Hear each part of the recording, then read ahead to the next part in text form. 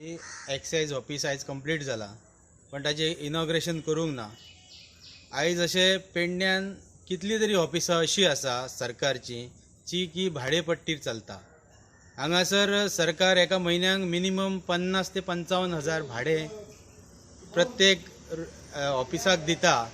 तर एकाच जर ऑफिसाचे जर रेंट धरलो जाल्यार मिनिमम 6 लाख बी अशें जाता। इन्क्लुडींग अशी पेडण्यान 9 अशी डिपार्टमेंटातली ऑफिसां अशी आहा की भाडेपट्टीर आसा।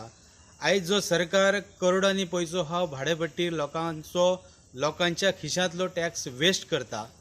आयज आमची एक मागणी आसा की असे कॉम्प्लेक्स पेडण्यान जावपाचे नाजाल्यार आयज असे एक्सायज सारख्या ऑफिसान तेजी सोय करपाची आणि खंयच्या एका बऱ्या ऑफिसान तेंची सोय करपाची की ती ऑफिसां सगळी एकठांय येवपाची जेणे करून लोकांक तेजी भरपूर सोय जातली।